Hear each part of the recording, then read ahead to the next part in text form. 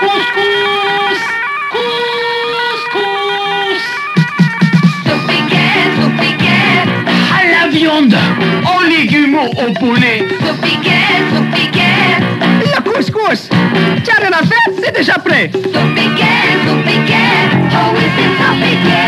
Qui nous fait le couscous? Le bon couscous qui nous plaît. Couscous saupiqué, autant manger bien. Bravo, c'est génial. Ah, j'adore. Alors là, on a tout. Hein, on n'a pas les images, malheureusement, aujourd'hui. Mais je vais vous décrire, bien sûr, les images exceptionnelles de cette pub qui a marqué mon enfance. On adorait déjà. Dès que ça passait, on était là. Sans piquer. Moi, j'aime... Alors, on va essayer de décortiquer.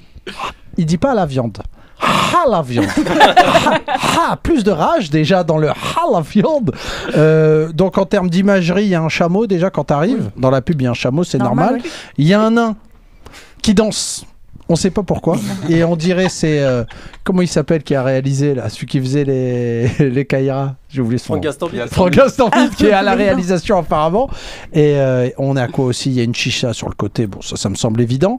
Un peu d'embonpoint. Un peu d'embonpoint de la part de l'acteur principal, un arabe apparemment, avec une moustache. Ouais. Il touche son ventre et il est là, la viande. C'est génial. Vu son accent, peut-être il est arabe, mais il tire plus vers le pied noir. Ouais, c'est ça, il dit « Oh les guémons !» Ce qui est génial. Ah non, mais moi autant des fois, je dis, tu sais, par exemple, Vincent Lagaffe, je dis non, la Zoubida, c'est exagéré. Autant là, artistiquement parlant. Il y a une proposition, si je peux me permettre.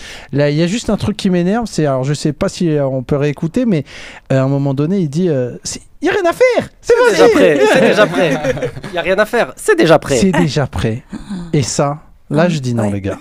Parce que s'il y a un plat, hein, et je parle sous ton contrôle, Marinella, qui est spécialiste dans le couscous, en fait, ça demande beaucoup de temps. Le couscous, c'est vraiment le truc.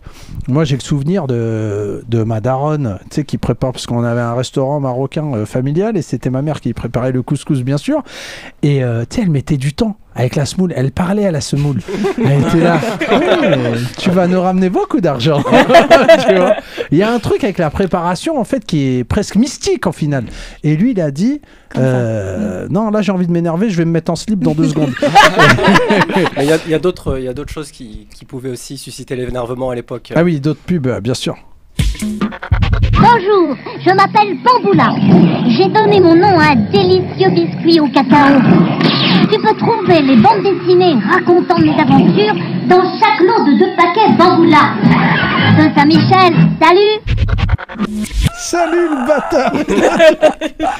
Là c'est terrible. C'est Saint-Michel, ça c'est le groupe Saint-Michel. Saint-Michel à l'époque, oui. Saint-Michel, je veux pas prendre leur défense, j'essaie juste de me mettre à la place de Saint-Michel. Voilà, il est là, il veut se lancer dans l'industrie des gâteaux. 1987. On est sur une concurrence féroce. Il y a Banania, Pépito, tu vois. Donc il se dit, pour pouvoir percer ce marché, je dois être raciste max. Tu vois. Donc il faut que j'arrive avec une proposition forte. Il s'est dit quoi, Pépito? Pépito, au final, c'est le Mexique. Ouais. C'est pas notre histoire de France. Je vais aller dans un truc qu'on connaît un peu plus. Et il s'est dit Bamboula, ça on connaît. Et donc je vais faire ce gâteau là, Bamboula, qui est une marque qui n'existe plus, Mounir. Hein, je parle sous ton contrôle. Tabac plus 5. Ils ont été rachetés par Balzen en 94, le groupe Saint-Michel. Ouais. Ils ont changé le nom. Et est-ce que voilà, je fais un petit quiz. Vous savez. Ouais, non, on savait pas. Ils l'ont rebaptisé Zoo. Voilà, bah oui. Non. Voilà, on reste dans le champ lexical de la folie pure. Mais alors, le groupe Saint-Michel, qu'est-ce qu'ils se sont dit une fois qu'ils ont vu que leur truc, ça marchait plutôt bien, leur gâteau? Ils se sont dit, on va pas s'arrêter là. Parce que nous, on est des dingues chez Saint-Michel. On va ouvrir... Ils ont lancé d'abord du merch. Voilà, ils ont lancé du merch. Des BD. Bien sûr, sinon c'est pas drôle pour te donner l'envie de consommer Bamboula. Et après, ils ont passé l'étape supérieure. Bon, c'est Walt Disney. Ils ont fait un parc d'attractions qui s'appelle... le village de Bamboula. Le village de Bamboula. C'est le nom du... Vers Nantes, déjà. Nantes, Bordeaux, voilà. Je sais pas où est la caméra. Non, de Bordeaux. Faites gaffe quand même, parce que On n'a pas oublié. On n'a pas oublié. On n'a pas oublié. Il y a quand même un passif assez lourd dans ces villes. Et donc ils ont ouvert ce parc d'attractions là. On peut dire, je sais pas comment on peut dire. On peut appeler ça Un zoo humain. un zoo humain au final. Et figurez-vous qu'ils sont partis même en Côte d'Ivoire chercher des gens du spectacle, tu vois, pour jouer là-bas dans ce parc d'attractions. Les mecs, ils étaient là à Abidjan, tranquilles, tu sais, ils devaient s'ambiancer, tu sais, premier Gaoun et pas Gaoun. Ils étaient à l'aise dans leur délire. Et quelqu'un leur a dit, ouais, j'ai un plan pour toi.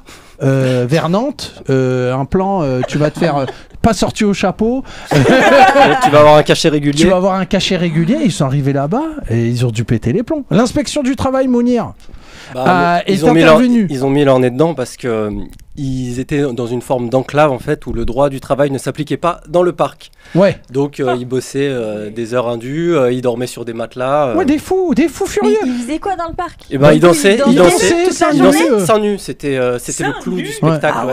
Et C'était ils devaient Pas danser. et tout, des trucs. C'est ça. Ah, Et là. ça Ouais. marchait bien ou pas? Ouais. Ah, gros carton. Gros carton. Un véritable carton. C'est la France des années 90. Ça, on était au max, quoi. Gros Mais carton. ouais, c'est vrai que c'est assez incroyable tout ça, Mounir. Hein. Franchement, moi, quand j'ai vu ça, je me suis dit, alors l'inspection du travail est venue et quand même, on est quand même dans un pays où quand même L'état il y a de des droit, règles. monsieur. L'état de droit, tout à fait. Et ils se sont dit, bon. Là les gars, vous abusez un peu, just little bit, tu vois. Et ils leur ont dit, il faut Ils faire. ont dû arrêter cette attraction cette au bout de attraction 6 mois. et ils ont changé le nom. Ils ont changé parc. le nom. Alors à ton avis, quel De quoi? Le nom de l'attraction? le nom, du- non, nom non, du le parc. nom du parc à Du ton nom avis. du parc? Parc Astérix? Ouais. Non, je sais Ouais, pas. ils ont mis des Gaulois à la place. Carton aussi. Là, Et- tout était en règle. Ouais, et tout, voilà. c'était bien. Non, mais par Il- contre, il y avait 7 attractions. Non, c'était au milieu d'un zoo. Donc il y avait les attractions des animaux. animalières, voilà. Donc, il y avait Et des donc ils ailes. avaient fait une petite extension. Une petite extension avec. j'avais pas le- Ouais, chaud, c'est ça, c'est ça quoi. encore plus chaud que C'est t'imaginais. On vous présente le C'est-à-dire- village de Bamboula. Voilà. C'est-à-dire milieu tu des- vois les des girafes animaux. et les ivoiriens juste derrière. Voilà, c'est ça D'accord, qu'ils sont. non, mais ok. Et ils se sont dit, ouais, c'est cool, c'est Bonne cool. idée. On Imagine est les enfants, ils arrivent, ils disent mais il est pas là, Bamboula. en pleurs. Et le gars, je suis là. Non, il parle pas comme ça.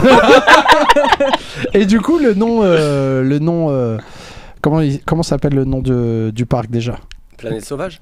Ouais, c'est le nouveau nom du parc. Ils ont surnommé le nom. Sauvage. Après, ils l'ont rebaptisé Planète Sauvage. Ils se sont dit Sauvage. Planète Sushi? Non. Non. Planète Planète Sauvage. Oh, les bâtards.